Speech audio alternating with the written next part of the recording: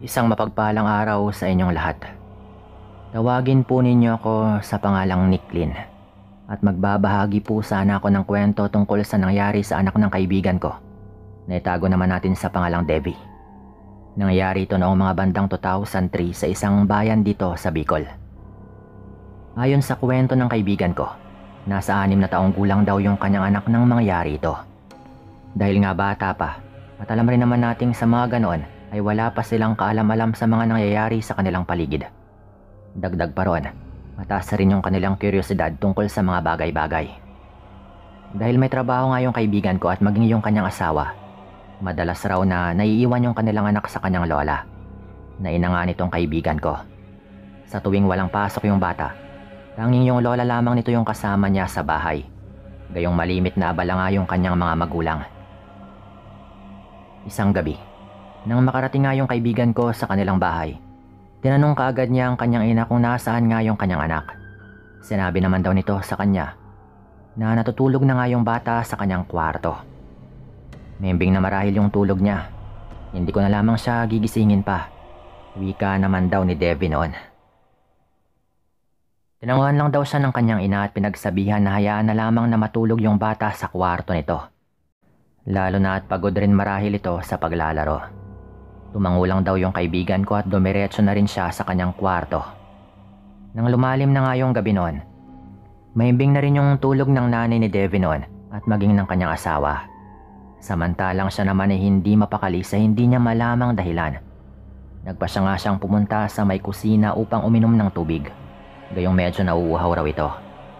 Nung naglalakad na nga siya patungo doon, naulinigan niyang nagsasalita yung kanyang anak sa kanyang kwarto. Nagtaka nga siya kung sino yung kausap ng bata. Nang ganong oras, gayong tulog na nga yung mga tao sa kanilang bahay. Nagpasya na lamang siyang puntahan yung kanyang anak. At nung nasa tapat na nga siya ng pintuan ng kwarto ng bata, nagulat siya nang makarinig siya ng garalgal na boses. Hindi niya masyadong naintindihan yung sinabi ng boses na yon. Pero narinig niyang napatawa ng mahina yung kanyang anak. May humagikik rin daw at alam niyang hindi yun yung bata. Pinanindigan siya ng kanyang balahibo dahil doon, kaya minabuti niyang alamin kung ano nga bang nangyayari sa kanyang anak. Mabilis niyang binuksan yung pintuan at nagulat siya nang may makita siyang maitim at mabalahibong kamay na hawak-hawak ng kanyang anak.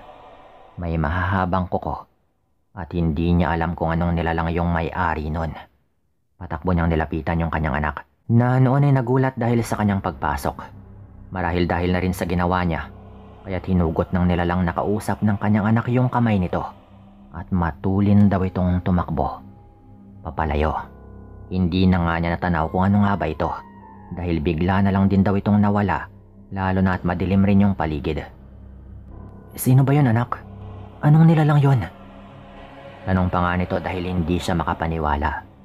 Napayuko naman daw yung kanyang anak na animoy na lungkot dahil sa pagkawala ng kanyang kinakausap.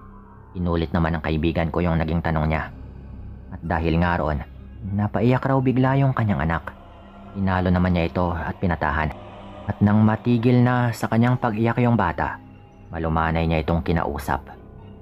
Anak, sabihin mo nga sa akin yung totoo kung sino nga ba yon. Sino yung narito kanina sa bintanang kausap mo? Hindi ako magagalit kapag sinabi mo sa akin. Magtiwala ka. Wika pa raw niya sa kanyang anak. Napatingin lang daw ito sa kanya tila nagdadalawang isip ang magsalita. Sabi po kasi ng kaibigan ko, wag ko raw sabihin sa inyo yung tungkol sa kanya. Mabait naman po siya, ma. Tugon pa raw ng bata. Napailing nga noon yung kaibigan ko at tinanong yung kanyang anak kung ano nga bang nilalang na yon. Hindi ko po alam, pero 2 ulit na rin po siyang dumalaw rito at kinakausap ako. Nakakatakot po yung itsura niya, mama. Pero mabait po siya. Wika pa raw ng kanyang anak. Niyakap na lamang niya yung bata at hindi na nga nakaimik pa. Ayaw rin kasi niyang takutin ito. Kahit pa ng mga sandaling yon, ay halos manginig na rin daw siya sa takot na nararamdaman. Minabuti niyang bantayan na lamang yung kanyang anak hanggang sa makatulog ito. At syempre ay sinarado na rin niya yung bintana. At bago niya iwan yung kanyang anak ay sinigurado niyang walang kung ano sa paligid. Nang makabalik nga siya sa kanilang kwartong mag-asawa, saktong nagising naman daw yung kanyang asawa noon. Nagtaka nga ito gayong gising pa siya kaya tinanong siya nito. Saan ka ba galing at bakit gising ka pa ng mga ganitong oras? Tanong raw nito. Nagdadalawang isip man si Debbie noon na sabihin sa kanyang mister. Pero dahil naisip niyang kapakanan ng kanilang anak yung pinag-uusapan dito, ay sinabi na lamang niya sa kanyang asawa. Narinig ko kasi yung anak natin na may kinakausap sa kanyang kwarto noong uminom ako ng tubig sa may kusina. Nakarinig rin ako ng parang garalgal na boses at hagikik, kaya't nakaramdam ako ng kakaibang takot. Pinuntahan ko at naabutan ko ngang gising at merong kausap sa bintana yung ating anak. Nakita ko yung maitim at mabalahibong kamay, kaya mabilis ko siyang nilapitan. Tumakbo naman palayo yung nilalang bago pa ako makarating doon. Kwento nga raw ng kaibigan ko. Nangunot naman yung noon ng kanyang mister dahil sa kwento nito, at maging ito ay hindi rin makapaniwala sa kanyang mga sinabi. Ano kayang nilalang yon? Hindi kaya masamang elemento na nakikipagkaibigan sa bata? Baka kapag hindi natin ito binigyan ng pansin, may mangyaring hindi maganda sa ating anak. Dagdag pa raw ni Debbie noon. Ano kaya kung dali natin siya sa albularyo? Baka sakaling malaman natin kung ano nga bang nangyayari. Malakas rin yung kutob ko na baka aswang yung nakita mo. Seryosong wika naman daw ng asawa nito. Sumangayon naman yung kaibigan ko sa kanyang mister. At kinaumagahan nga noon, nagtaka yung kanyang ina kung bakit hindi sila pumasok sa kanilang mga trabaho. Sinabi na lamang ni Debbie ang kanilang plano at ikwinento rin sa kanyang ina kung ano nga bang nangyari noong nakaraang gabi. Kaya pala nung isang gabi rin noon, narinig ko siyang may kinakausap sa kanyang kwarto kahit na gabi na. Inakala kong baka kayo lang dahil wala naman akong narinig na nagsalita o kahit ano, pero naririnig ko lang yung boses ng bata na merong kinakausap. Wika naman daw ng nanay ni Debbie. Mas lumakas naman yung kutob ng kanyang mister na kung hindi aswang yung nanggagambala sa kanilang anak, ay baka talaga isang masamang elemento. Nang makarating nga sila sa bahay ng kakilala nilang albularyo, agad silang inasikaso nito. Nagsagawa naman ng pagtawa sa bata yung naturang albularyo. At nang matapos nga ito, kinausap nga sila ng albularyong yon. Tama nga yung hinala yung aswang yung nanggagambala sa inyong anak. Motibo nitong kunin yung anak mo, kaya kinakaibigan nito. Kapag nakuha niya ang kanyang loob, may posibilidad na sumama ito ng kusa. Wika pa ng albularyo. Ano naman po kaya yung gagawin niya sa anak namin? Bakit balak niya pong kunin? Tanong naman ng kaibigan ko sa manggagamot. Maraming pwedeng gawin yung aswang na yon. Marahil kung hindi niya bibiktimahin at gagawing pagkain, ay baka gawin niya itong alay. Tugon pa ng albularyo. Nakinig na lang din sila noon sa kung anumang sinasabi ng albularyo sa kanila. Binilinan rin silang bantayan ng maigi yung bata, lalo na tuwing gabi. Gayong babalikan pa raw ito malamang ng aswang na yon. Nang matapos silang makipag-usap sa manggagamot, nagpasalamat na lamang sila rito at umuwi na sa kanilang bahay. Pagka-uwi nga, inasikaso kaagad nila yung paglalagay ng mga pangontra na bigay ng albularyo sa loob at labas ng kanilang tahanan, lalo na nga sa mga bintana at mga pinto. Dinamihan rin nila doon sa bintana ng kwarto ng kanilang anak. Naglagay sila ng makabuhay sa may labas ng bintana at nagtanim rin daw sila ng bugok na itlog para daw makasigurado. Nilibing daw nila yung bugok na itlog sa may tapat ng bintana ng kwarto. At nang hindi nga makalapit yung aswang doon, ayon na rin sa albularyo. Kinagabihan, minabuti nilang magmatsyag sa paligid. Ngunit hanggang sa lumalim nga yung gabi, wala man lang silang naramdamang kakaiba. Dahil doon, nagpasya na lamang din silang matulog. At hanggang sa mag-umaga nga ay wala namang nangyaring pang-aswang sa bata. Nang mga sumunod na gabi, ganoon pa rin. Walang pagpaparamdam ng aswang. Kaya kahit papano ay tila nakampante na rin daw sila. Inakala rin nilang hindi na nga babalik yung naturang nilalang. Dahil na rin sa hindi nga ito makalapit sa bintana ng kwarto ng kanilang anak. Ngunit nagkamali sila doon. Dahil kampante na nga sila na walang nagpaparamdam tuwing gabi. Hindi na nga sila nagbantay pa ng gabing yon. Natulog sila gayong pagod rin yung mga ito sa kanilang buong araw na pagtatrabaho. Nasa kalagitnaan ng kanyang pagtulog noon yung kaibigan ko nang malimpungatan siya dahil sa magkakasunod na pag-iyak at pagsigaw ng kanilang anak. Dali-dali naman siyang bumangon at ginising yung kanyang mister dahil doon. Mabilis naman siyang lumabas sa kanilang kwarto at nagpunta nga sa kwarto ng bata. Nabutan nila itong umiiyak at grabe na nga yung takot. Kagad niyang nilapitan yung kanilang anak at niyakap ito. "Ano bang nangyari? Bakit ka sumisigaw? Ano bang dahilan?" Tanong pa raw niya sa bata. Hindi raw ito umimik at iyak lang din daw ito ng iyak habang tinuturo yung bintana ng kanyang kwarto. Napatingin naman sila ron at minabuti nga ng kanyang mister na tignan yung bintana at silipin kung ano nga bang meron doon. Narinig niya na napamura yung kanyang asawa. Dali-dali rin po itong umalis doon at lalabas na nga sana ng kwarto na yon. Saktong lalabas na nga yung kanyang mister nang pumasok naman yung nanay niya. Niyaya na lamang ito ng kanyang asawa na samahan siya sa labas upang harapin yung aswang na naroon. Hindi naman daw tumanggi yung nanay ng kaibigan ko at sinamahan nga yung kanyang mister. "Dito ka lang, bantayan mo ng maigi yung bata.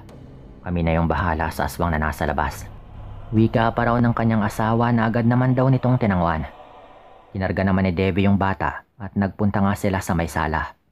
Nung naroroon na sila, nagmatsyag na lang din siya sa paligid.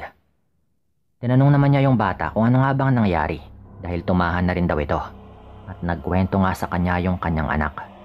Napag-alaman nga nito na nagising pala yung bata dahil may narinig siyang pag-angil sa may labas ng kanyang bintana. At nang tignan nga niya, kita nito yung nilalang. Ngunit sa pagkakataong yon ay natakot siya gayong muntikan raw siyang atakihin ito. Kaya lamang ay hindi nga gaanong makalapit dahil sa pangontrang nalagay sa bintana. Nung kwento nga yun ng kanyang anak, doon na raw nagsisi yung kaibigan ko dahil hindi nga nila ito sinamahan sa kanyang kwarto o sana ay pinatulog na lang doon sa kwarto nilang mag-asawa. Dahil nung mga nakaraang gabi ganon daw yung kanilang ginagawa. Aminado naman itong si Debbie na medyo nakampante na raw sila. Ganon nga yung sitwasyon nang marinig nilang nagsigawan naman sa may labas ng bahay. Tumigaw raw yung asawa ni Debbie na animoy may tinataboy at sigurado siyang aswang yung pinapaalis nito. Nang silipin nga niya sa may bintana ng kanilang sala, ay hindi na nga siya nagulat nang makita yung isang mabalahibo at itim na nilalang nakaharap ng kanyang mister at kanyang ina. "Huwag mo nang isipin yung nakita mo, anak. Huwag kang matakot at narito kami para sa'yo." Wika pa raw niya sa bata noong parang grabe na naman daw yung takot na kanyang nararamdaman. Nanatili silang nasa ganong sitwasyon hanggang makarinig na lamang daw siya ng magkakasunod na mga pag-angil at hiyaw mula sa labas ng kanilang bahay. Makaraan pa yung ilang sandali, biglang tumahimik yung paligid at walang ano-ano. Pumasok raw yung kanyang ina at asawa sa kanilang bahay. May bahi daw ng dugo yung damit ng kanyang asawa. Kaya nag-alala siyang baka nasugatan nga ng aswang. "Ano bang nangyari? Bakit ka may dugo?" Tanong pa raw niya dito. At gano'n na lang yung pagkapanatag ng loob niya nang malaman na mula yun sa aswang na nagawa umanong tagain at sugatan ng kanyang asawa. Habang wala naman daw itong tinamong sugat. Kaya kahit papano ay nakahinga nga siya ng maluwag.